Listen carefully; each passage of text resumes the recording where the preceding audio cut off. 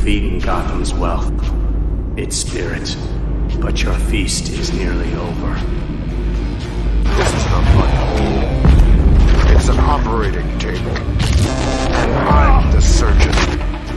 Why aren't you laughing? From this moment on, none of you are safe.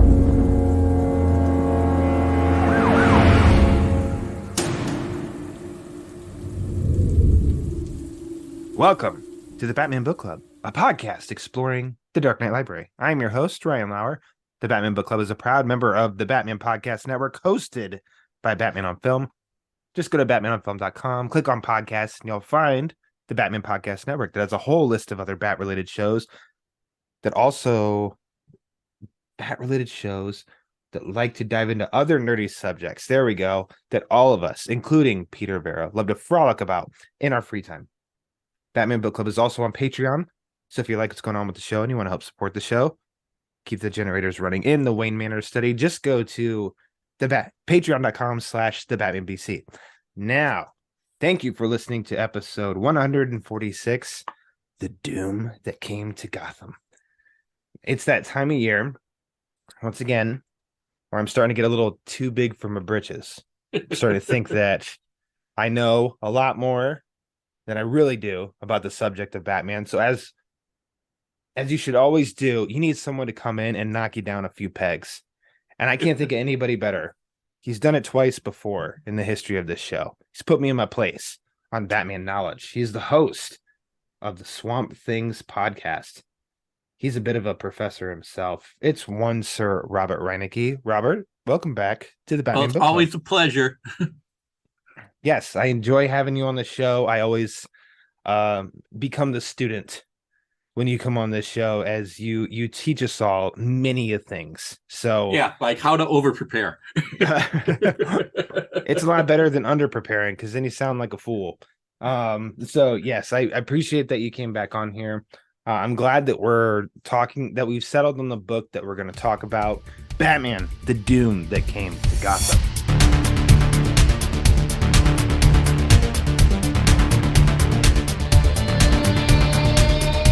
This is an Elseworld story released in 3 issues in 2000 and I think January of 2001. It was written by Mike Mignola and Richard Pace with art by Troy Nixie. Came out in physical issues. And then finally, it looked like in 2015, they were collected and released in a trade paperback. They are available digitally.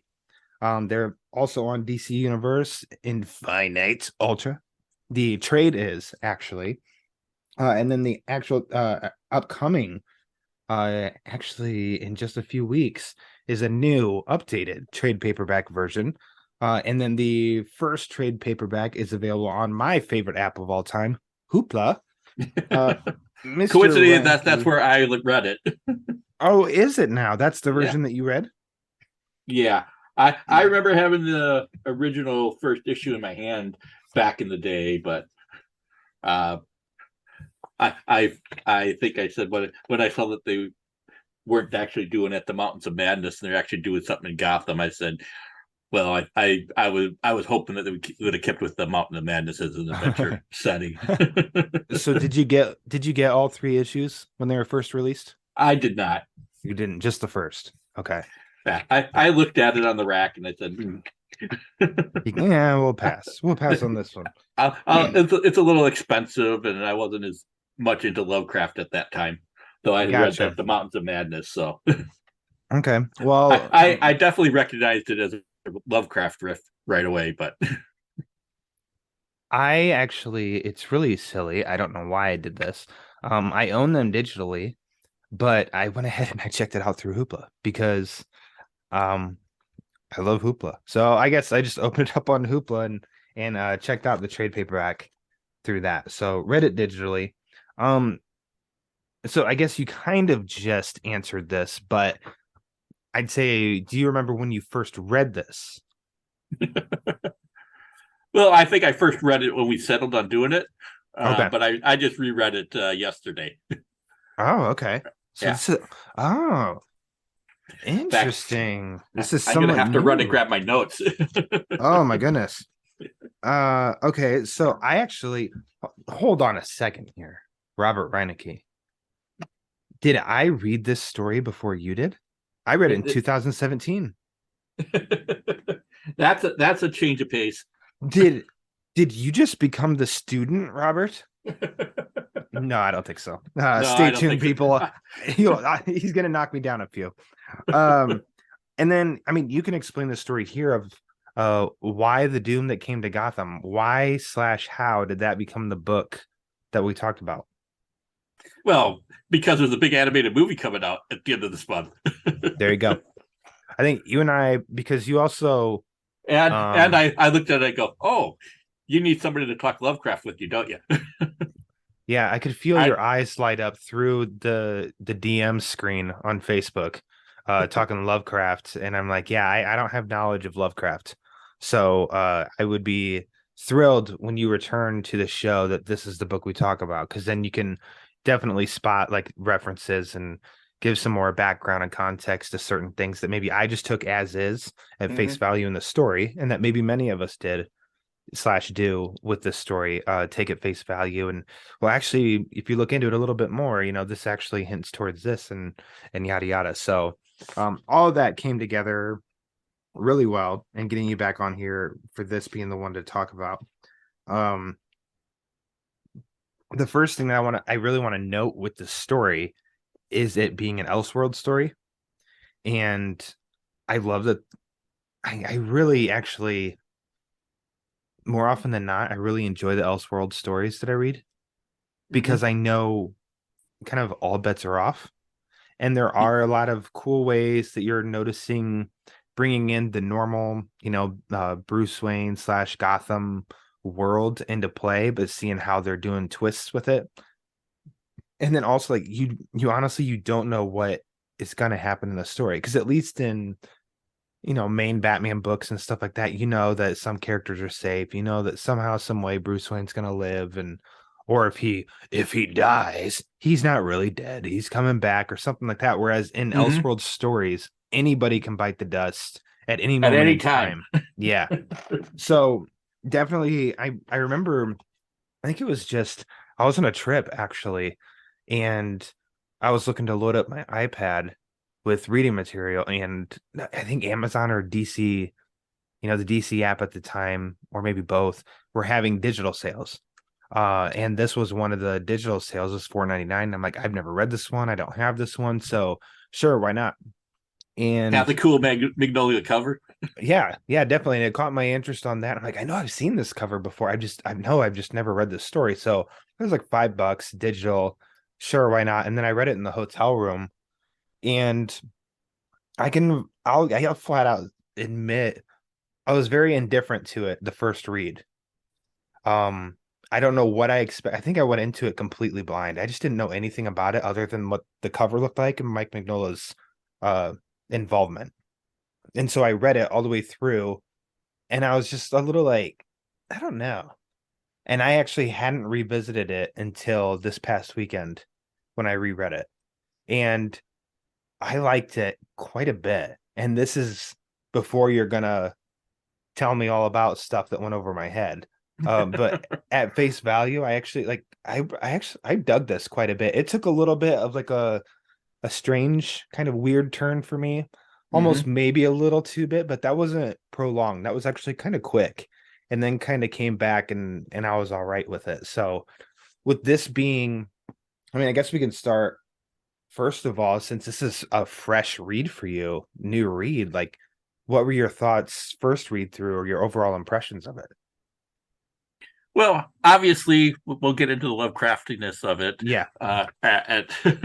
Before we get too far along, but I thought it was good. It took me a little while to get used to Troy Nixie's artwork there. I really think he does a good job with the environments. Gotham certainly has this grimy, soot-covered look to it. And I think he does it that, but I kind of struggle with the way he draws some faces here and there, especially since I never could tell Tim, Dick, or Jason apart at sight. That kind of reminded But me of like I don't have to for long. I hear at least so.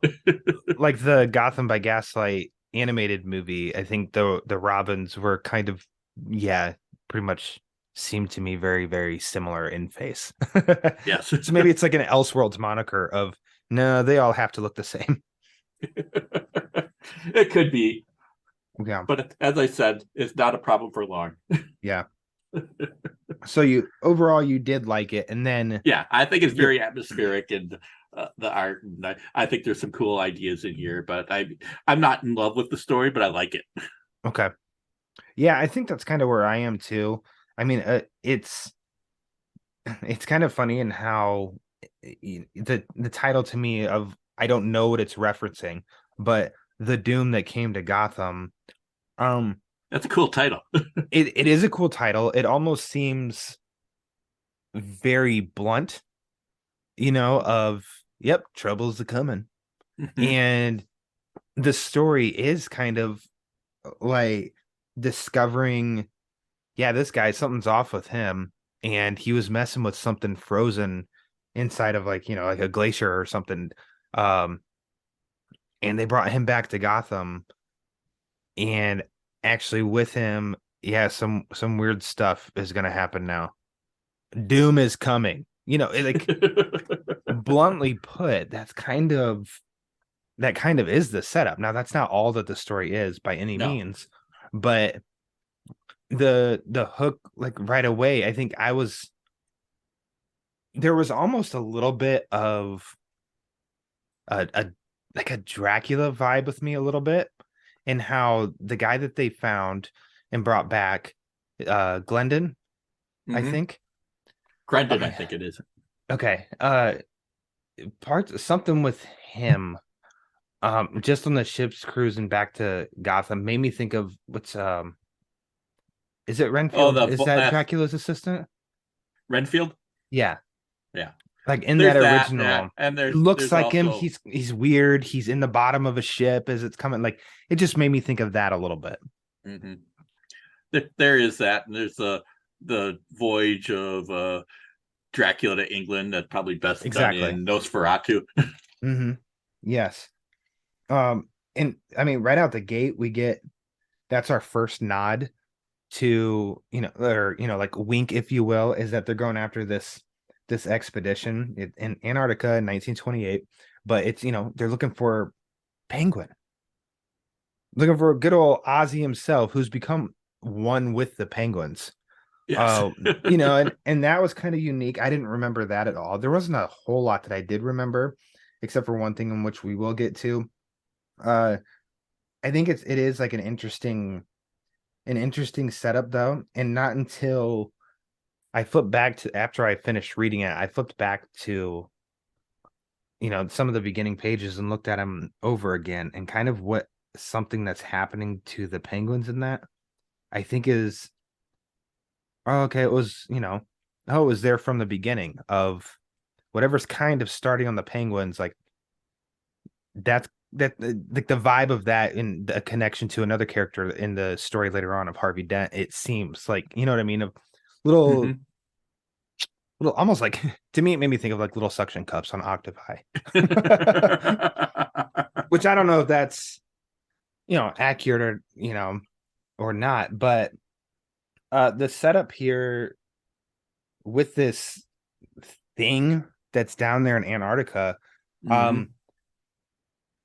hit me with it now, Robert. Is that that in itself yet a nod to something with H.P. Lovecraft? It's definitely a nod to At the Mountains of Madness. Okay. Which is basically scientific expedition in Antarctica basically goes missing. Okay. They unearth a creature in the ice, and it comes alive. It basically kills everyone, and then they follow it back to a city hidden in the Antarctic mountains, and discover kind of the history of ancient beings that had colonized the world and are going to come back to rule it someday. Basically, Cthulhu. Good Lord. All right, so there we are already. There's a lot more to it than I thought. Yeah, but that's the start of it, and it should be mentioned that uh, At the Mountains of Madness was rejected by John W. Campbell of Amazing Stories, the probably the premier science fiction pulp of the time, and he kind of turned into his own version of that, without all the weird Lovecraftian stuff, called Who Goes There, which was eventually made into The Thing from Another World and The Thing. So when they say at the beginning, what's it? The Thing is coming. It has double meaning. Gotcha. Now, is the time period of 1928, is that significant? Not in particular, other than that's when Lovecraft would be writing many of his works that he'd be remembered for. Gotcha. So, because what do you know about Lovecraft? I don't know anything. I've never read. Okay. So yeah, you're getting me to admit my stupidity here, Robert. I don't know anything at all. I'm a fraud. Well, why don't I give you the Lovecraft 101 spiel? There you go. Have at it. All right, kids. Okay. We have a little spot here. If you're not interested to know all this, skip ahead 10-15 minutes. Yeah, there you go. But I fully appreciate that it's a time period piece with Batman. Yes. Much like I love the Gotham by Gaslight story. Yeah, this is about 30 years later, or 38 years later, than Gotham by Gaslight. So yeah, and I really like that, because that is how you can. I think it helps you to accept differences in you accept the Elseworlds, because it's like, well, this is 1928, so obviously everything's going to be different. So is easier pill to swallow at that point. I really liked that right off the bat you kind of learn quickly of Dick, Jason, and Tim are all basically assistants, or all like wards of Bruce Wayne. And much like with Batman lore, he's returning to Gotham City after being absent. And here and apparently he's been an adventurer of some sort during these missing years. Yeah. And the thing with me that it's kind of, I don't know, I guess he says it in the page as he goes to like his own cabin in the ship. And he says, this is how it starts. 20 years waiting for something. Waiting for what? Whatever it is, it's close now. And you see that's where he's got his cape and cowl. Yeah. And, he's got the utility belt and stuff like that. So it is like it's an intriguing setup. Yeah. It's with like, promise of adventure to come. Yeah, promise of adventure to come. But I think Gone it almost seems like, and this is an Elseworlds tale, like this is Batman's only mission that he's had. Because at least I was left under the impression that in this story, this is the first time he's put that cape and cowl on. Yeah, that's my impression too. Okay. He's been preparing for a while, but he hasn't found his mission yet.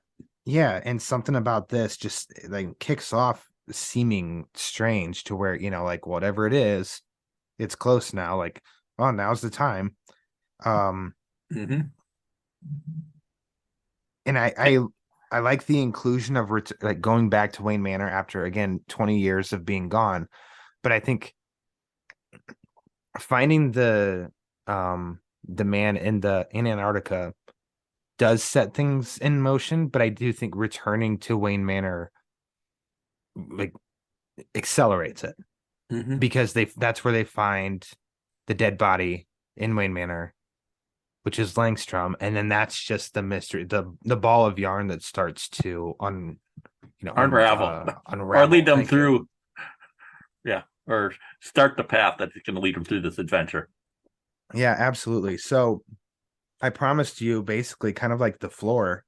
I know I'm the host, but I will just end up skipping all over things that you probably want to touch upon and reference. So I give the floor to you to just kind of, what do you want to highlight? Let's talk about Lovecraft a little bit, just so. Okay, have at it. This one is steeped in Lovecraft. Okay. I'll just say that there's going to be parallels, and Batman came out of the pulps, and Lovecraft is one of the pulp writers. I won't say influenced Bill Finger, because he clearly was more of a fan of the Shadow than he was of Lovecraft. You Yeah. can tell by the stories he wrote, but Hmm. others were. Like Gardner Fox was definitely a fan of Lovecraft. His first year of Dr. Fate in 1940 is very clearly a Lovecraft pastiche. And I'd probably go Gardner Fox did write the first story of Batman versus Supernatural with Batman versus the Mad Monk. Mm-hmm. So I would say at this point, Lovecraft's influence starts to affect Batman. So Lovecraft was born in 1890 in Providence, Rhode Island. He came from a family in wealth, was generally doted on by his mom and aunts as a young boy. In April 1893, Lovecraft's father was committed to an institution and never came out, dying in 1898. His death certificate basically listed syphilis as the source of the mental and physical breakdown, although it's not known if Lovecraft himself knew it. Lovecraft's mother was devastated by the early death and apparently never really recovered. She was institutionalized herself before her death. And to top things off, in the early 1900s, the family finances took a downward turn and never recovered. Mm. So Lovecraft was raised in a family with death, madness, and descent into financial ruin on their minds. Jeez. Fertile breathing ground for a future horror writer, I'd say. Yeah. So when did you say he passed away? Uh, Lovecraft passed away in 1937 at the age of Okay. 46. He, I guess it was part of it was due to his poor diet because he never made much of a living, and reportedly ate poorly, spending a lot of his money on postage because he had a circle of friends that he wrote to every day. Today he'd be in his basement writing voluminous posts on the internet. Oh, gotcha. But he had to do it the old-fashioned way at the time. So when So Lovecraft published roughly 70 some stories, most of them short story to novella length. The longest being maybe short novels like At the Mountains of Madness or The Case of Charles Dexter Ward. As a child, Lovecraft was in poor health and an avid reader since he was so often bedridden. He had a particular interest in mythology and astronomy. It's very easy to see the influence of Poe on Lovecraft if you read him, and supposedly author like Lord Dunsany was a heavy influence on him too. But it's very clear that he read a wide variety of supernatural literature. In addition to Lord Dunsany, he read the likes of Ambrose Bierce, Arthur Machen, who wrote The King in Yellow, which if you watch True Detective season 1, they reference heavily. Or not Arthur Machen, Robert W. Chambers wrote The King in Yellow. My mistake there. oh, they're gonna come after you now, Robert. Algernon Blackwood was also an influence. So while Lovecraft wanted to be an astronomer, he couldn't hack the math. So instead, he turned to writing in the early 1920s. Would start to be published semi-regularly in the pulp magazine Weird Tales. He never really was a star of an issue of Weird Tales, but he certainly had his fan base and he certainly had his friends. Robert E. Howard, the author Conan, being one of them. And another one being a teenage Robert Bloch, who would go on to write Psycho, and was certainly one of the influences. Oh, I've heard of it. Yeah, I've heard of that. So that part of his influence would be his circle of friends too, and they certainly just discuss the in and outs of writing between the two of them, and they even killed each other off in separate stories that they wrote for fun. So I guess Lovecraft was killed off in Robert Bloch's was it Stalker at the Doorstep or something like that, and Bloch killed off Lovecraft, or Lovecraft killed off Bloch in his final story, The Haunter in the Dark. So they had fun that way. Lovecraft even used Robert Bloch's actual address in Milwaukee at the time for that. Oh, nice. So you said that he died at what, 46? 46. At 46. So, and he's like, He was never very Fina- popular at the time. So yeah, not popular and basically financially unstable. How long after his death did his work start to get really recognized? Because even if, like it would myself, probably I it would probably haven't. the post-war period when his work was collected by August Derleth and what's the other name here that I should know. Um, well, it doesn't really matter. It was out of the Arkham House uh, press, which was started up by August Derleth in Sauk City, Wisconsin. They would collect his work, and they had some cheap volumes that became popular with GIs returning from the war. And Because a dummy like me who hasn't read his stuff, I still recognize the name, and I know that the name, carries weight. So yeah, it's almost like that's unfortunately like another. Don't want to exaggerate it at all, but it's almost like it's another tragedy of the guy's work wasn't seen and appreciated until way after his death. So he didn't yeah, get to experience people experiencing his work and liking his work and riding that wave of popularity. yeah. So that's Well, there's some reasons for that kind of too. I sad mean, at yeah, times. Like, without context, to me, sometimes that is sad because it's like, oh man, you should have got the credibility you deserved because people eventually got to your work and really appreciate it, and it influences so much stuff like Batman stories. oh yeah. I mean, Stephen King is clearly a fan of Lovecraft, although he certainly is not a fan of Lovecraft's dialogue. Oh, gotcha. He Okay. made fun of it himself in The Lonesome Death of Geordie Verrill Even. in Oh Creep my Show. goodness. But that's clearly a play on At the Mountains of no, The Color Out of Space, Mhm. which is one of Lovecraft's best songs and I've heard of that best movie. stories. Of course, I've heard of the movie. Yes. That it was based on a story. Yes. Okay, so I should say Lovecraft started to gain some attention in the 40s too after his death. There's a radio drama, I think for suspense. It's an adaptation of the Dunwich Horror. Mhm. So that's out there on the internet for free if you're looking for something to listen to. There you go. And So anything that you come across then of Mignola, I don't know when it comes to like co-writers on a story. Mhm. So, credited writers here, Mike Mignola, Richard Pace.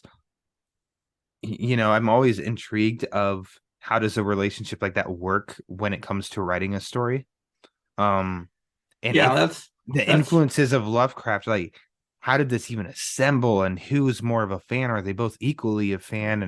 And that kind of like working on a yeah. story and including that sort of stuff that always interests me. And I don't know if you ever came across anything like that for this I book. haven't, but I know Magnolia has done references to Lovecraft in Hellboy. Oh, And okay. it certainly pops up in the first film by Guillermo del Toro, though I don't know how much that's Del Toro and how much that's Mignola.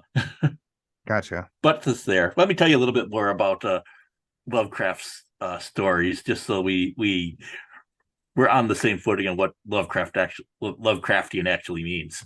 Okay. I'm sure you heard that term. Lovecraftian, yes. Yes. But I think it's just kind of used sometimes rather than people know what it means, like Lynchian. Yeah. But Lovecraft basically issued vampires, werewolves, and ghosts for alien gods and their cultists, interdimensional beings, prophetic dreams, some body horror, concerns about what we inherit from our ancestors, going insane from putting together knowledge man was not meant to know. Okay, well, Necromancers unnaturally extending their lives as expected living. that you're firing off, I'm like, okay, Batman story here. This Batman story. Yes, this Batman story. Yeah. I mean, you can certainly look at it. Some of the things they had something of a shared universe between Lovecraft and Robert E. Howard. They would all make up their own books, like Lovecraft made up the Necronomicon, which figures into this story basically. But Clark Ashton Smith and Robert E. Howard had their own books, and Robert Bloch had Divermis Mysteries. So they had fun making up their own grimoires, grimoires, or however you pronounce it. So you can see like the Necronomicon will pop up in Evil Dead. Yeah. Yeah. I mean, I feel like most people, at least in this, kind of circle, nerd circle and stuff, Necronomicon, I think a lot of people would think, oh, that was the book that was created in the Evil Dead. They came up with the name Necronomicon. It's like, I don't think so. But I love how it's used in that. But I think in this story, is it fair to say that's the testament of Ghoul? Yes, that is the testament of Ghoul in this Boom! story. Yeah. I got one. I got one right. Okay, so as you just said that, what just like a bell over here that I'm like ding ding ding. And of course, Arkham is the city that Lovecraft came up with, based on Salem, Massachusetts. Arkham was his substitute, and Arkham has certainly made its way into Batman. Has it? I must have missed that. But with here an inclusion of body horror, I think of What Happens to Harvey Dent. Yeah. What did you say? Something about like something passed on through families? Yes, Ancestry. Yes, coming back to haunt the modern. Okay, yeah, and that obviously with the Langstrom, Queen, Wayne families, and then Crosby, Jacob Manford. Yep. And there's using the dust to reanimate the dead is right straight out of the case of Charles Dexter Ward. Okay. Now, how about I got one more thing I think I need to you got to get off your chest. About. Okay, tell us. Yeah. Well, there's also cannibals in the Boondocks, which I think was something that Lovecraft kind of created during his cannibals. Time. So kind of foresaw Psycho and Texas Chainsaw Massacre. Yeah. So that's the only thing that's kind of left out of this story. That's about it. Wow, Magnolia, you couldn't go there. What? And I should know that Lovecraft did know Julius Schwartz during his lifetime. Julius really? Schwartz was a literary agent, and he represented a couple of his stories, including At the Mountains of Madness and The Shadow Out of Time. And he also arranged what's called an exquisite court, which is when you get like a bunch of authors together and each one writes one chapter and picks up where the other one left off. Called The Challenge from Beyond, which is kind of amusing when you read it, just because Lovecraft ended the story with this guy trapped in this alien body, and then Robert E. Howard picked up right away. And instead of despairing, Robert E. Howard's going like, wait, I'm now in this powerful alien body, and I have all the cunning and ruthlessness of a human. I'm going to take over this place. And then he goes Lovecraft on the alien would-be conquerors. Goes all Conan on the would-be conquerors. So something that it's not a visual that I do remember in this story, and I don't know if this is Lovecraftian, but is almost like the vision that Bruce has, and it's like the monster squid. Is what I almost think about. Yeah, that's good, because tentacles are one thing everybody seems to know about Lovecraft. Yeah. What's the highlight? There's like, also the connection there's there? Also apparently he kind of had a fear of the sea and what lived in it. Oh, okay. Yeah. That's it. All right. You know, sometimes being kind of a reclusive eccentric has its bonuses. This card coming up with things. Yeah, that's a bonus. Oh, okay. Sign me up. It may be a creative bonus. Yeah. So there's go ahead. So there's been some entanglements, especially since when Julius Schwartz was editor at Batman, you'd have things like Arkham Asylum become a thing, and there's a 60s story called The Outsider, which shares a name with a Lovecraft story called The Outsider.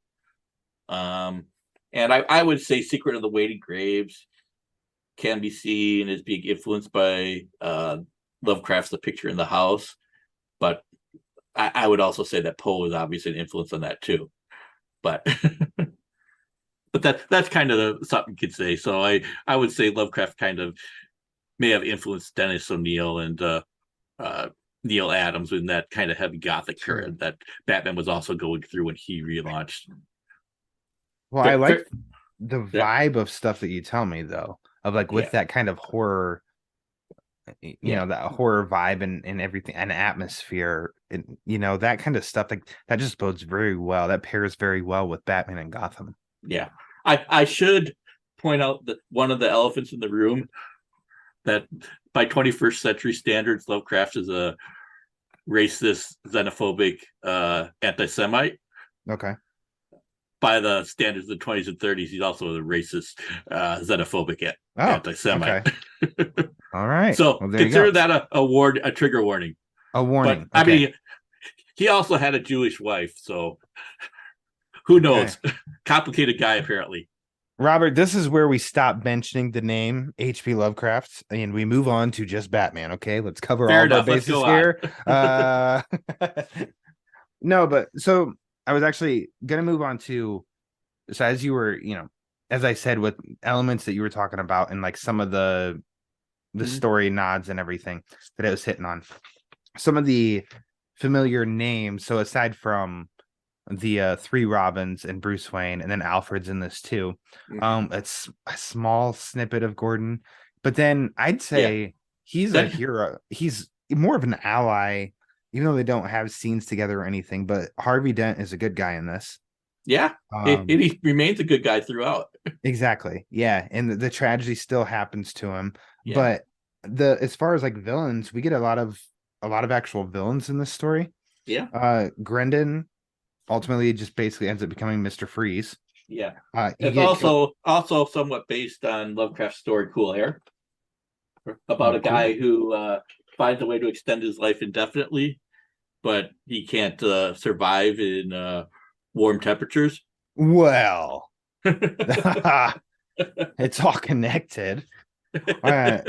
We get a Killer Croc in here. Yep. More on him. Kind of based on Lovecraft's The Deep Ones from The Shadow over Innsmouth. All right, so we're 2 for 2. Let's see. The Al Ghul's, both Talia and Raz, or Raish. Mm-hmm. Not they're kind of still Talia and Raz. Okay. All right. Maybe a little bit of Lovecraft mixed into them. I mean, you could say that Raz is the Mad Arab. Let me see that name again. I can't remember it. Never remember it. the Mad Arab Abdul Al-Hazard, who wrote the Necronomicon. Oh, jot that name down, folks. Poison Ivy. Yeah, she's not based on anything in particular. Langstrom. Yep. And then Langstrom Penguin. is basically Langstrom. Yep. And then Penguin is in there very briefly, but like I said, he's one with the Penguins. And then I should also mention Oliver Queen is an ally in this story as well. Yes. So how very briefly. Yeah. How would you pronounce the doom that came to Gotham and then the doom that is coming to Gotham? So how would you pronounce that? Iog-Sotha? IOGSATHA. Yeah, something like that. It's very much a variation on Yog-Sothoth from Lovecraft, but all their names are kind of nonsense that Lovecraft came up with, almost unpronounceable. Cthulhu, obviously, being the most famous, but I was gonna say the most famous. Yeah, you also got like Athathoth and Yog-Sothoth and Nyarla Totep and Shugdagura. Robert, and other ones are you having a stroke? Apparently. Those names, like, wow, those are hard to fire off. We should have a spelling contest on those. Spell this one. I think most people can spell Cthulhu, though. Yeah, I was gonna say that one, like you just said, is the most. It seems like the most popular, if you will. And even if you're like, no, I don't think I've heard that. I bet if you see how it's spelled, you probably like, oh, that's how you say that word.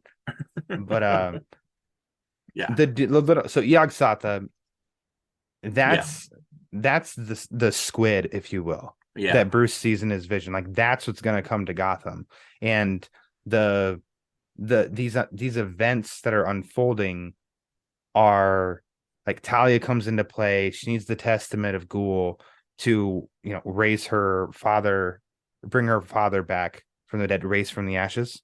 Yep.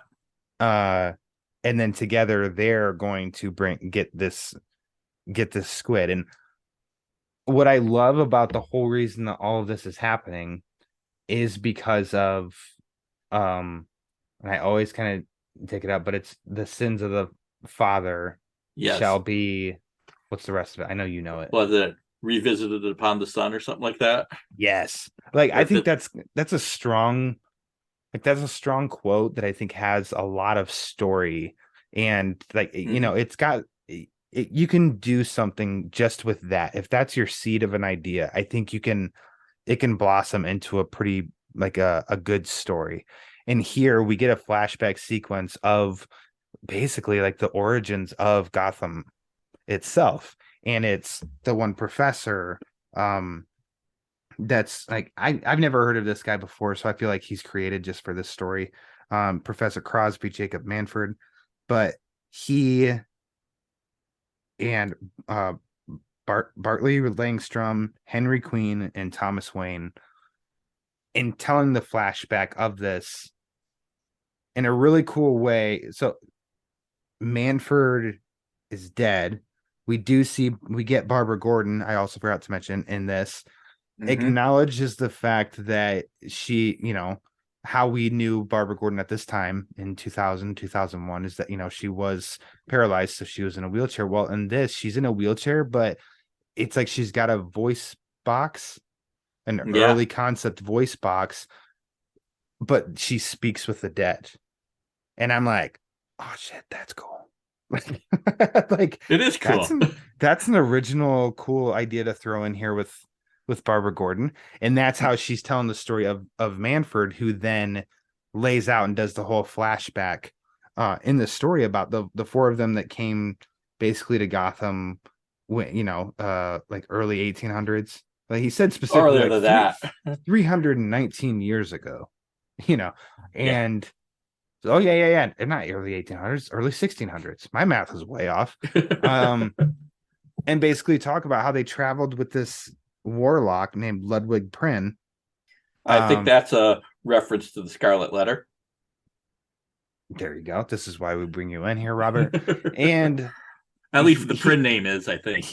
he does some work on like the ground. I think with he's got the Testament of Ghoul that he lays on the ground, does like a chant or whatever, and then the ground opens up, and there's this whole city, what do you want to say, community, whatever you want to say.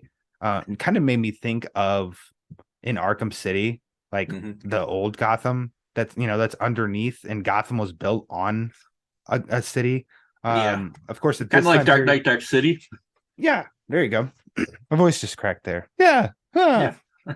Um, It's also a Lovecraft story like this. I call of it course there this is. What's the that one called? statement of Randolph Carter. Okay. Uh, but we won't get in the weeds on that. Continue on. The and basically underneath there is like these reptile. This is weird. Reptile people that used to live in that old area and stuff.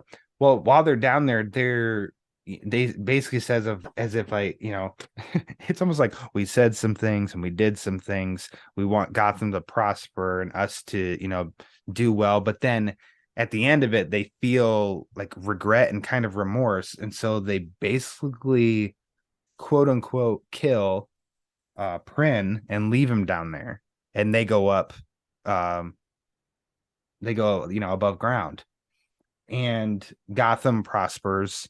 They seem to not age, which that's a twist, and Hmm. so they start to like so the men that lived, it's like we don't age, so now all of a sudden it's like our offspring and lines of family, they just had to start to lie and say like, yeah, we're I was Thomas Wayne's son and whatever, because they're not aging.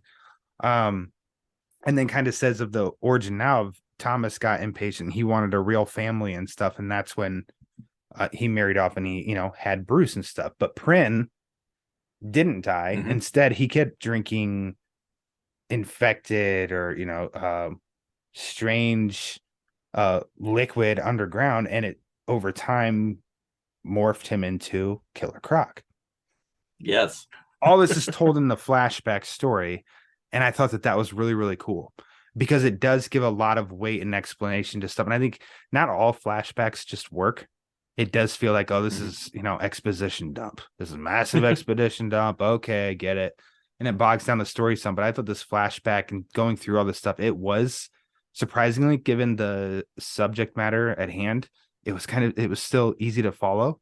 It wasn't Yeah. like, dumbed down or anything, but it was told well and it flowed well, and I was able to follow, and it carried a lot of weight to what we'd read up to that point and then what we read following for the ending. Yeah, it made perfect sense in what we had been told before, and certainly it's written in the style Lovecraft would have understood,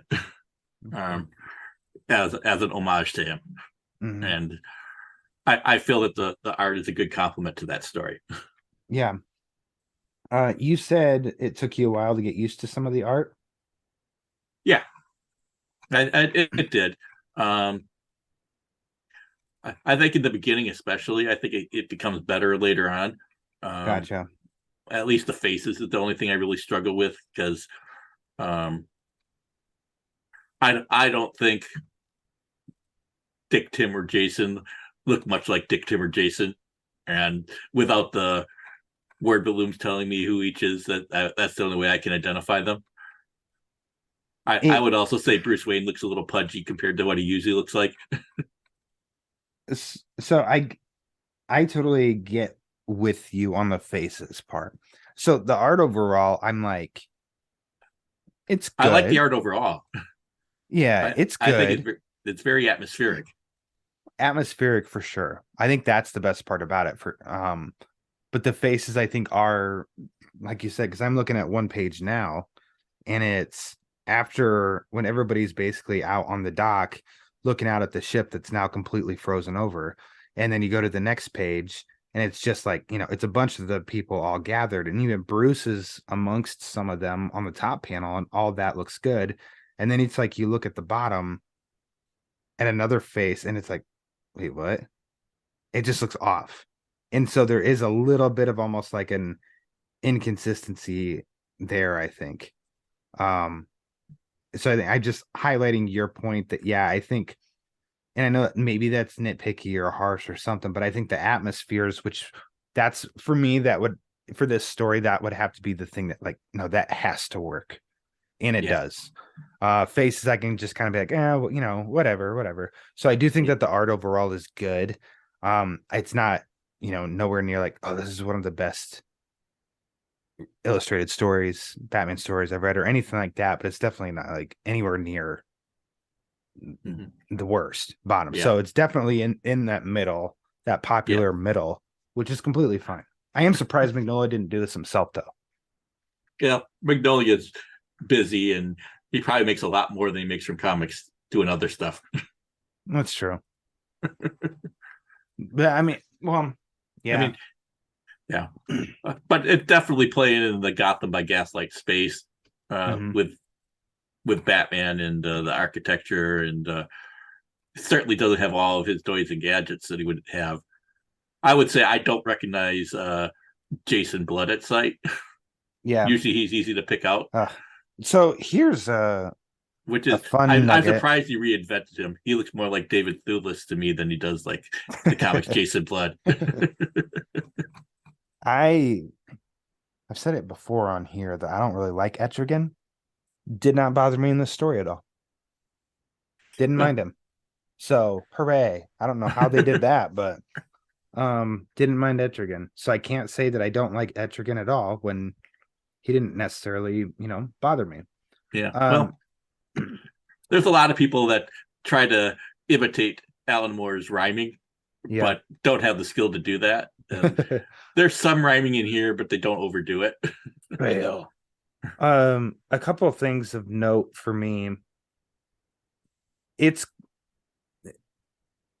cool, the whole resurrection, the resurrection of Ra's al Ghul. All of that I think is done, and it's really cool. I do like all the signs of the plague with the reptiles. Yes. taking over Gotham.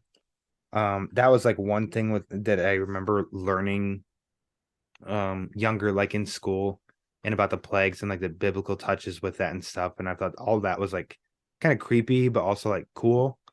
Not that I think like frogs are creepy, but Hmm. just like the fact of like, yeah, I mean, I understand the symbolism here, and um there's like it's an unexplained event if all of a sudden your city is just overrun with reptiles. Like, no shit, this is in the Bible. Like, the doom is coming to Gotham. Uh, Yeah, you see the signs yeah, coming. I like the frozen ship in the harbor. It just so do kind of I. looks like. I mean, I guess it's not a biblical plague, but it looks cool, and It's just cool. it's Yeah. definitely a net. The another like haunted highlight for me definitely too is Bruce going in the clock tower and stumbling upon somebody dead hanging there. Yeah, that's a good one. Um, In yeah, fact, I think I that like could. the variation on the Wayne murders where they get stabbed to death instead of shot. I think that's Yep, kind of a, a, a nice variation. that's Well, another maybe one not too. nice, but a grisly variation. And in that flashback, or not in the flash, well, I mean technically yes, the flashback, but it's when Manfred's telling the history that we do find out that that's Oliver Queen's father Hmm. that went mad, and he's the one responsible for killing the Waynes. Now we're at a point now, and I Like, don't say this as grumpy old man or anything like that. Just in my lifetime, I've experienced the Wayne murders so much that I hmm, don't need them told or a twist on it or anything like that anymore, because I feel yeah, like it's pretty tired. We've gotten a lot, so I'm good not needing it. That being said, in this story, um, like I think it was done well. It was a good twist, like you kind of said too. And then to find out, in this story, uh, not how, as in they got stabbed, or um, yeah, how they got stabbed, but who was responsible, who did it. yes. And why do they did it? Mm-hmm. I mean, it all comes kind of full circle. Hmm. But Yeah, let's see. I should say, just looking at some of the pages here, Mhm. just realizes that the Jinn that Talia summons Yeah. is a variation of Dr. Phosphorus. Yes. Well done. Yeah. Bravo. So they stuck in more than I thought they did. Yeah, I didn't even think of that, make that connection at all. There's a really cool when Tim wakes up and he stumbles on Oliver all dressed up in armor, Hmm. and he's kneeled in front of which let's see. I need to It's find it. some I wrote it martyr down. state saint. Um, Saint Sebastian, the plague yeah, saint. I think that's a cool story. That's I think that's hmm, kind of there's something that's kind of cool about that story, and that's based on like real thoughts. It's not like they made it up just for the story, but how I said of basically Saint Sebastian, the plague saint, he can protect from the plague, and Oliver has a crossbow and then 4 arrows that are stained with his blood, and that's that what they used to he's. kill the saint. Yeah, Yeah. And because I mean Tim says it, Tim looks at the painting, which is of Saint Sebastian that has 4 arrows in him. And he's like, yeah, who's the pincushion? And Oliver quips back at him, mind your tongue, child. This is Saint Sebastian, the plague saint. But I like the story of using those arrows, and that's what he's going to go and yeah. fight with, in which he doesn't stand a chance. And then Bruce slash Batman has to Pick take up up the the mantle. arrows. Yeah, Pick up the mantle. That's better phrased. yeah, Um, pick up the mantle of the fight. I really like that part. I think that like all of that is just like really cool to me. yeah. I like how they dispose of Oliver Queen so quickly too. Yeah. They build him up like he's going to play an important part, and he really does it. Yeah, as if he was some brave man because he went and fought animals in Africa and he lost. He's still alive, but he lost. Um, I don't know, maybe he did get them, but he lost. Yeah. He lost some items in the process. Yes. And Yeah. and I think who was it? Is it Manfred, as he's catching up Bruce on all this stuff, and he says, thinking that Oliver was testing himself against the most dangerous animals on Earth and mastered them all, but he never had a chance against the Thing. Langstrom chose you for that. So it's all. So you'd think of Bartley Langstrom's offspring, Kirk, is whose body is in Wayne Manor, and that's where I, feel like, yes, the very, very beginning sets this thing in motion, but Langstrom in Wayne Manor, you realize, towards the end of the story here, of like that really kicks it and makes it of like Bruce wouldn't necessarily be totally involved. He wouldn't have had these visions and all of that if Langstrom wasn't in Wayne Manor, basically choosing Bruce. Yes. To carry on this mission. And I know all of that to right the wrong that they were involved in. Yep. And all of that is, I know that starts to get out there a little bit. So I think the basis of like how much you enjoy the story is how much can you go along for the ride. And sometimes that, like, I can't go along for the ride. Sometimes it does go too far for my interest and it just kind of does lose me. So maybe the first time that I read this, just like laying in bed in a hotel room, like, I don't know, maybe that wasn't, and maybe the mood wasn't right, or I don't know, something with it. But giving it a second try, it did hit for me more, I think, as I've been saying for however long we've been talking here, I didn't know any of these Lovecraft connections or anything like that, but the atmosphere of it all. And it is like horror, but not in the horror of a masked man with a knife and boo and slice and dice. It's like a different type of horror. And I was able to embrace it more on my second read. Yeah, I feel that they do make good use of the 1920s as well. Yep. I mean, it's not modern day. It's not Victorian either. There's somewhere in between, and I feel it works. Even though it's and that's a good point too. And I think I like the time period pieces too, because it's stripped of more and it's down to basics. What's Batman's weapon and in this 4 arrows? Like, that's kind of it. Otherwise, it's just his brain and his his muscles, his will. Yeah. And that's kind of it. And there's something to appreciate with that. And I'm not saying that I don't like it when he has the gadgets and his, his wings and go firm and he, glides in the night and the Batmobile and all that. Of course, I love all that stuff too. It's just sometimes a different flavor and a strength of this is more basic, basic elements. Now, I say that, of course, and you have a man that rose from ashes and a big octopus is coming to take over Gotham. Killer Croc is mauling Robins left and right, but I think that is a strength of something that I do like. The weirdest thing, okay, so I want to get your opinion on this, because I almost got a little lost with this. Like, this almost got a little too, okay, what? Poison Ivy scratches Harvey Dent. Harvey Dent gets the worst case of poison ivy that anybody in the history of mankind has ever gotten. Yes. And it's this weird growth. Like, it's bad enough when he goes to the doctor and you see that it's like, it's starting to break out on his left side. So there's your wink, wink, Two-Face. But then it grows into this weird ass, I don't even know what you'd call it. Body horror gateway to an extra dimension. Yeah. And then, and it spawns a gateway to another dimension, which Batman walks through. And I'm kind of like, huh. So since this is a fresh read for you, were you all in on that point? Were you like, oh, cool? Or did you have any reservations?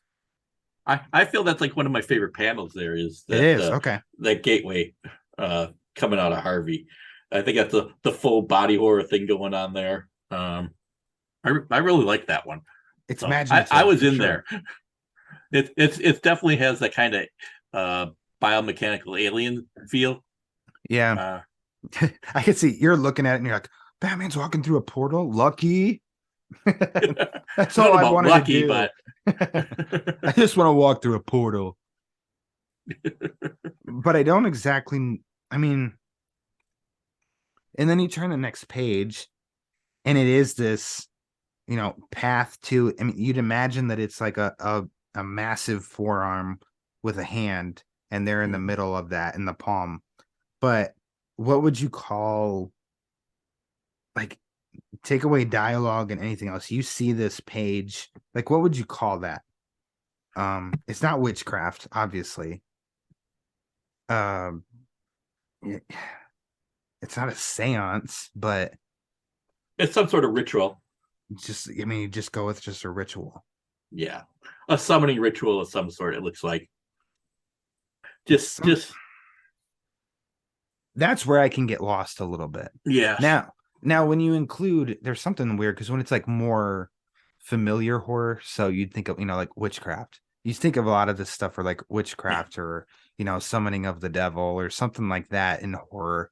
I think I that look could at be. this and I think of something like opening a gateway at the climax of the Dunwich Horror, Mm, which amusingly enough, it has like three university professors kind of pull out all their equipment and uh, fight this opening of this gateway at the top of a hill with people below us witnessing it. hmm So it's basically Ghostbusters, uh, No. about 60 years prior. Well, now you're speaking my language, Robert. Okay. Okay. Well, I feel like there's something here then you've come across before from that page. The pages following Batman, maybe even starting with walking through the portal, and the two men that turn into werewolves essentially. Is Which any is I is feel any is kind of non-Lovecraftian. okay? You feel like that's original for this story? I wouldn't say original. I think that's kind of like they couldn't come up with anything better. Okay. Yeah. So let me rephrase then of like this didn't remind you of a story that you've read other than like the Wolfman, or a scene of like the Wolfman, but this isn't a Lovecraft story that you can recall. No, I mean maybe you could say it's something like the Hound, Okay. but it's not really a Lovecraft. Lovecraft didn't really go into the werewolves. I'm trying to think. He may have There's written a anything I have. story where there co-written a story with werewolves, but he didn't write one himself. So honestly, for me, I thought in rereading it this time at first, I thought that Langstrom had turned into Man Bat and had shown up. And then I actually had to go back and reread, and then it dawned on me of like, oh wait, no, never mind. Bruce actually turned into Man Man Bat Bat, here. which is a an interesting um, turn, I think, because usually Lovecraft his great theme was man is insignificant, and you can only like temporarily hold back these dark forces. You couldn't stop them or defeat them. Which one could ask if that really jives with a superhero book where one man is going to make a great difference and Yeah. defeat the evil. Which is so their superhero themes are kind of incompatible with Lovecraft themes. And I feel that's part of sometimes I think they're odd mix. Sometimes I think they're a lot of fun. Yeah. Most of it. So I feel that if Batman is to win, there's a price to be paid. So that's how I think they make it Lovecraftian. Gotcha. A body horror price to be paid. What's the explanation here of what Roz turns into? I don't think there is much of an inspiration there. I mean they are fighting and but like an Roz kind of turns more demonic, but it's not really.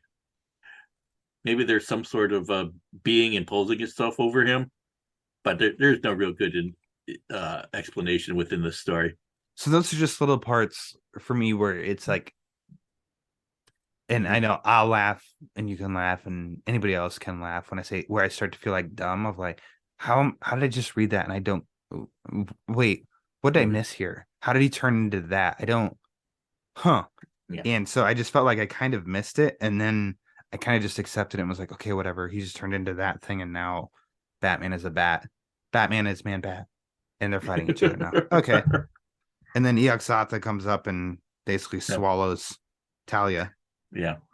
I should mention that there's that this is somewhat similar to Len Wein and Bernie Wrightson did a Lovecraft inspired story back in Swamp Thing in the 70s. There it is. The Lurker in Tunnel 13. I was waiting for a Swamp Thing drop. M. Nagala and no, not Yog-Sothoth, whatever this is, looks similar. Mm-hmm.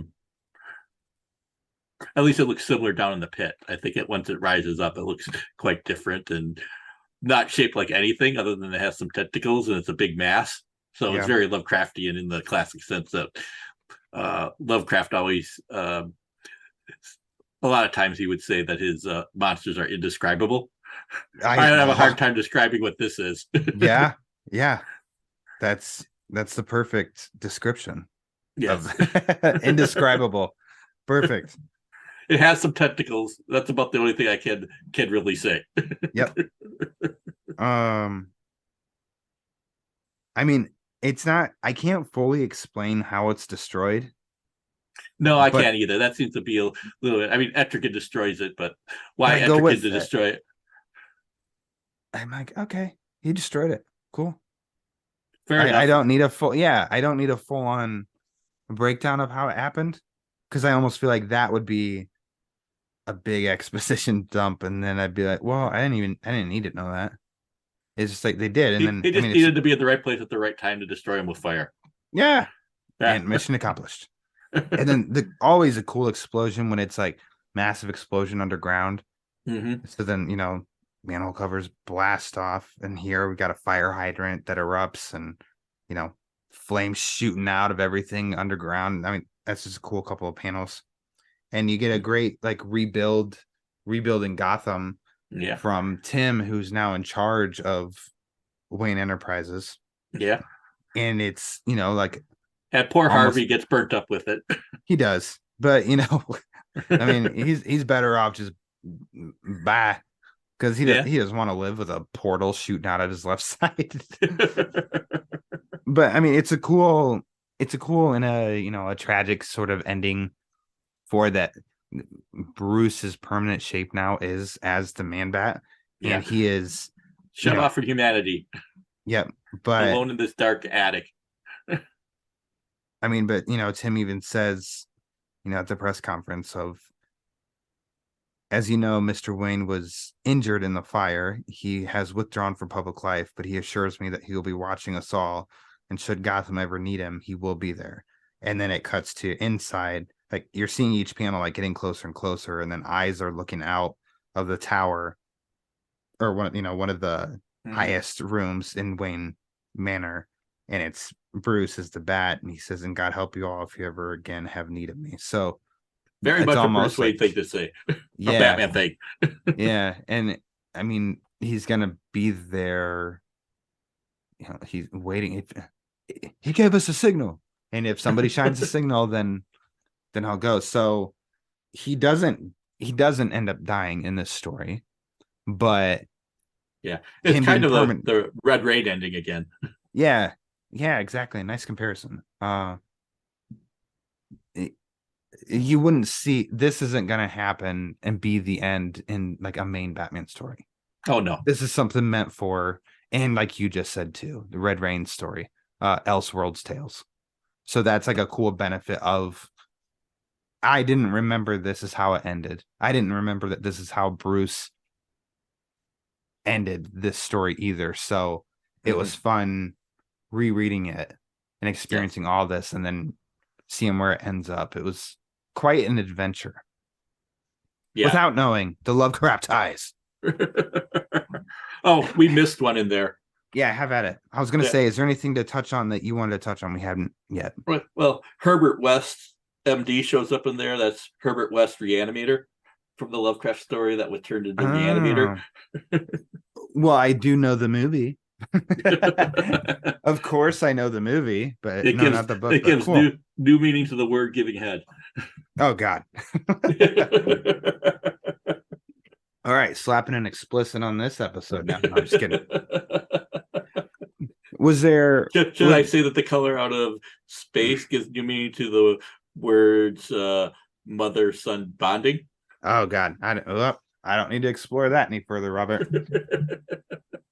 Were there any other moments in the Doom that came to Gotham you wanted to touch on though that we hadn't yet? No, I think we hit all the main points. You're good. Okay.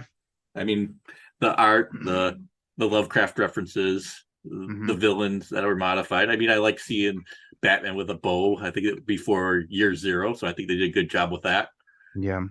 All right. Destroying the Gotham Cathedral again feels like it's of a piece with Gothic and what I would expect out of a Lovecraftian story like this. The perfectly there's enough described, destruction. the perfectly described, indescribable monsters. Yeah, We touched on those. and Okay.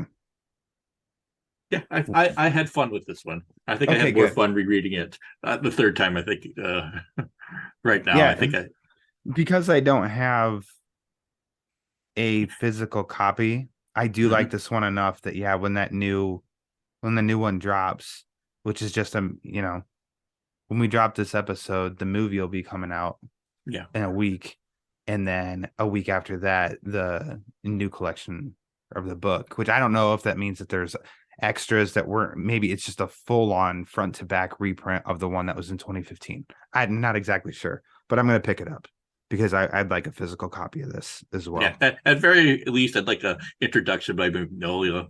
I hope so. Talking about cool. Batman and Lovecraft, and that would be fun.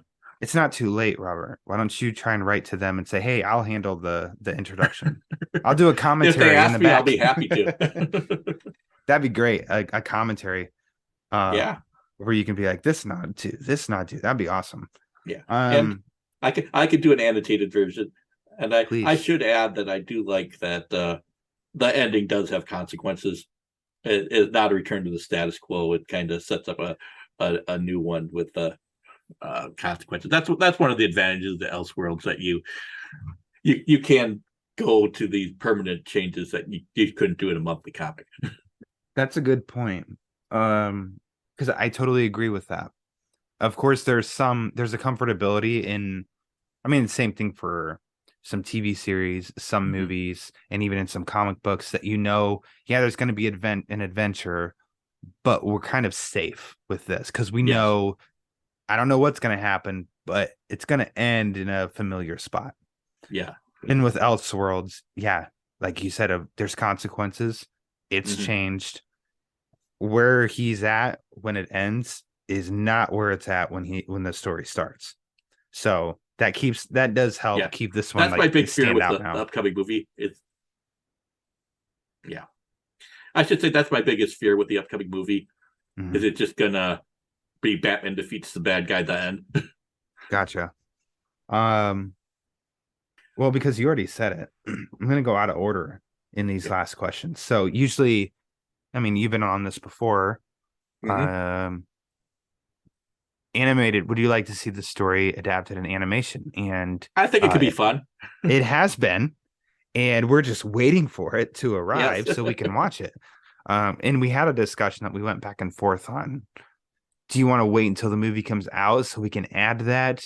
Or do we want to talk about it before we've seen the movie? Or how do we want to do this? And we came upon, we liked this episode and this discussion dropping before the movie, and then we'll see it. I watched the trailer when it dropped, and I kind of forget because it was just once, and it was in the middle of a work day, so I don't think I even fully paid attention. So I'm almost thinking of just not even revisiting that and just watching the movie completely blind. But what is your opinion on? I assume, did you watch the trailer? I've seen the trailer, and there seems to be a lot of explosions and punching in there, so I think Yeah. we might lose a little bit of flavor there. Sure. I think it could be more Batman than it is Lovecraft. Well, Yeah. I feel that this one is more Lovecraft than it is Batman. It's a Yeah. Batman adventure in Lovecraft's world. Yeah. I did see that it's 90 minutes, I which feel that one's just is going to be a Batman adventure with Lovecraftian elements. at 90 minutes for, that's it's going a little longer. Now, Long Halloween, I need to say before anybody thinks, well, Long Halloween was like 2.5 hours. That was a two-parter. Yes. Like two movies, and then eventually put together as one movie. But this is just one story, one movie, 90 Yeah. minutes. So I'm kind of interested of how much of the story they're gonna include in that. If this is an adaptation or if the movie kind of is inspired by the book. You know what I mean? I'm guessing it's going to be more inspired by, Which but we'll that's see. also okay for me. Yeah. I would like the time period, and I hope the atmosphere is really cool. Yeah. Those are my hopes. Yeah. And they got Jeffrey Combs, Reanimator himself in it, so I hope he gets a nice monologue. Yeah. Where he just gets to lead into the Lovecraftiness of it. Yeah. So do you have reservations? Are you totally looking forward to it, or how are you feeling? Well, I mean, I do have some reservations from the trailer.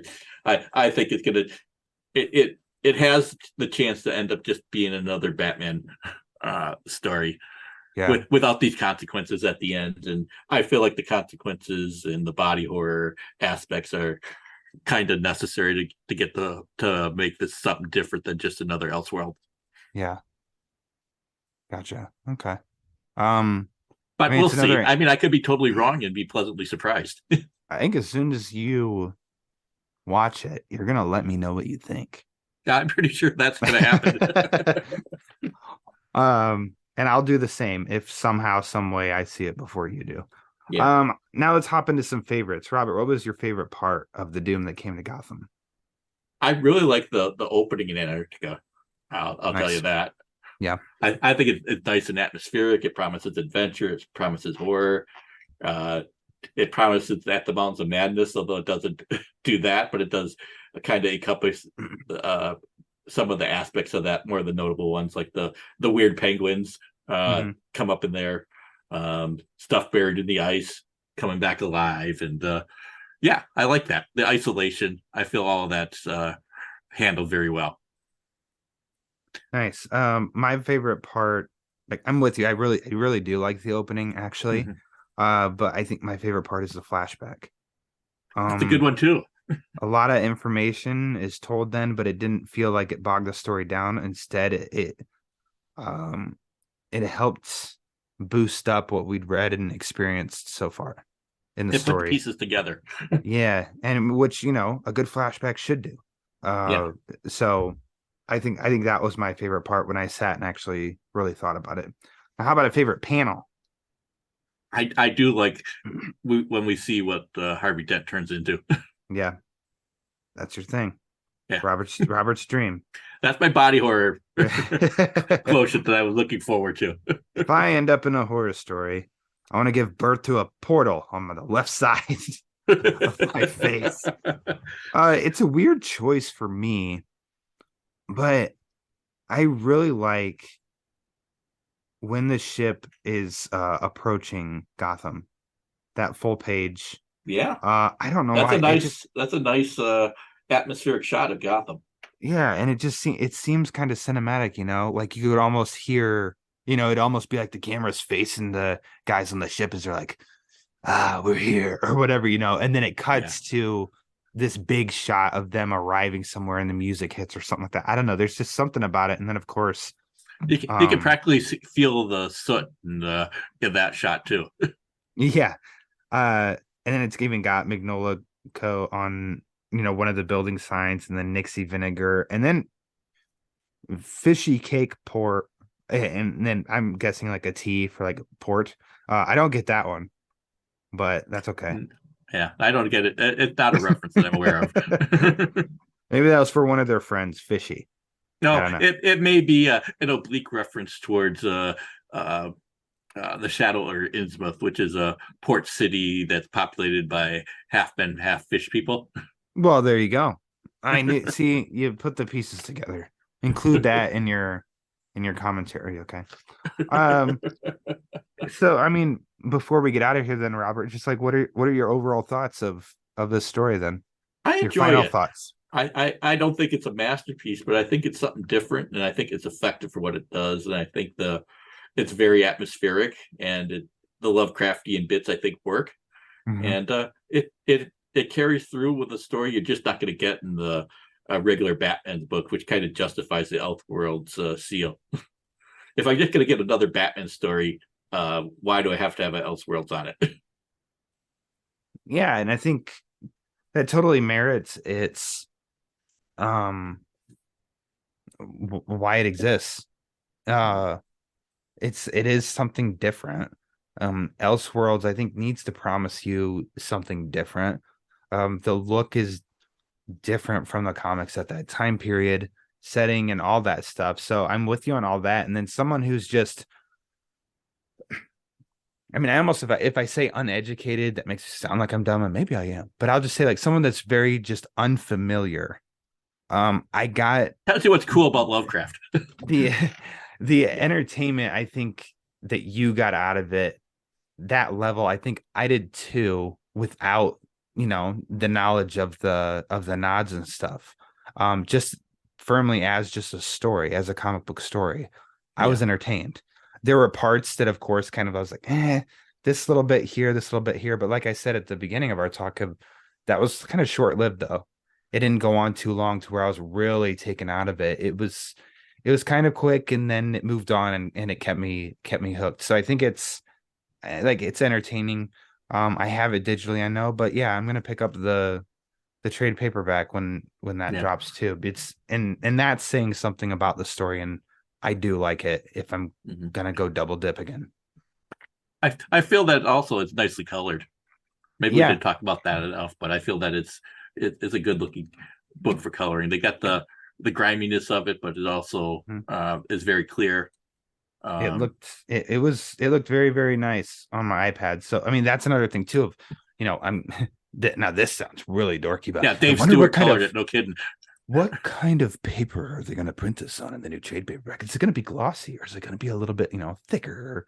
I'm curious because then I can do a compare and contrast of, does this look, oh man, this looks so much better even holding it in my hands, or oh, they kind of screwed up the coloring. It looks a lot better to me on a screen. So I look forward to that. Yeah. I see Uh Dave Stewart colored it, and that makes complete sense because he's yeah, really one of the best in the industry. sweet. Um Robert, I want to thank you for coming back on the Batman Book Club. Oh, it was fun. It's always It's a good always a time. pleasure to be on. I don't get to talk Batman enough in the in my Well, that's a job. shame. That's a shame. You should always be able to. But yeah, this I should mention that Lovecraft with his weird penguins was doing a homage to a Edgar Allan Poe story. Also, that ends up at the South Pole, basically, where which they one is have these that? weird birds that go to Killy Lee to Killy Lee. That one's called the the narrative of Arthur Gordon Pym of Nantucket. It's actually not complete, but it's pretty good. I have a collection of horror stories set at the South Pole called the Antarctic Cycle. I picked up in the 90s. Oh my goodness. But it has stories like the narrative of Arthur Gordon Pym, uh, The Sphinx of the Ice Field by Jules Verne, which is kind of a sequel to the narrative of Arthur Gordon Pym of Nantucket, At the Mountains of Madness, and The Thing from Another World in there, among other things. So See, people, you it's thought a you were nice done. You thought you were done learning, and he dropped one more on you. yeah. I'll sneak that on you. Robert, why don't you go ahead and plug away anything and everything that you'd like to, for people can Okay. follow you and hear your wise thoughts even more. Well, sometimes I'm not as smart as I think I am. I know that feeling. I do Yeah. all too well. But I have two podcasts. One is Swamp Things with Ryan generously plugged earlier. we have upcoming issues. The one coming in, the one coming in April will feature Batman in it. Night Woo! of That'll be a lot of fun, where you're going to see the longest bat ears this side of Kelly Jones. That's Bernie saying something. And a ginormous cape. Yes. So that's a classic. And the month after that, we're going to do the Whedon Wrights in Lovecraft homage issue, Awesome. The Lurker in Tunnel 13. I also have a movie podcast, Still Watching the Skies, where we discuss lesser seen science fiction films. This month we have coming up a comic book related one, Superman and the Mole Men, which will be an interesting change of pace. Ooh. You know your audience, though. I do know it. You know your audience. There you go. Excellent. So that can be found on the Where the Long Tail Ends feed. You search for Where the Long Tail Ends in any of the pod catchers and you'll find it. There you go. Back to Swamp Things. Now's the time, because I mean, anybody listening, listen now. Listen to the 2 episodes Robert's been on before. You know that he does the work, that he does his homework, and Swamp Things. He knows Swamp Thing, and a lot of people now are doing some homework themselves because of the announcement of, future DC slate, and one character announced in that is Swamp Thing. So yeah, people are going to start digging into Swamp Thing some more. So I highly recommend check out Robert's podcast on that as you read along. Yeah, and if you're reading the Alan Moore, you're gonna find out that he touches on a lot more of the DC universe than you might expect. Excellent. There you go. Follow him. Robert knows what he's talking about. As for me, I don't know what I'm talking about, but you can follow me anyway if you'd like on Twitter and Instagram at the Batman BC for latest episode drops, upcoming episodes, sometimes some giveaways. Go there now to help vote and get us through the bracket challenge of this month, or of this year, because if at the time this is dropping, it's going underway, and you will have seen that this year's challenge is the greatest Batman artist, which Robert and I have been talking. I've been talking to Robert I have about to say this that you're cruel. It's Ryan. tough. It's tough, Robert. It's tough. You're a sadist.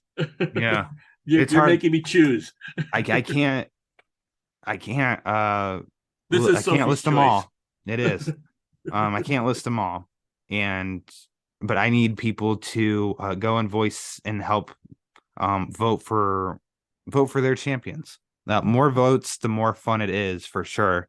And it gets a lot of these results very, very close. Last year was greatest Batman writer, and some of those, there was one, I think it was last year. If not, it might have been the first year. I'm pretty sure it was last year, where there was a 50 point something percent to 49 point something percent.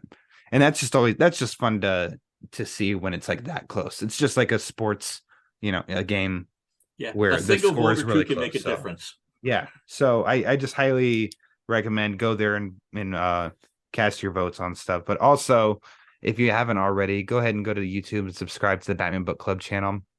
Me and my pal Pete making our way through Road to No Man's Land, then gonna venture on to No Man's Land. We're doing that on YouTube. We've been doing it on YouTube, so go there and check that out.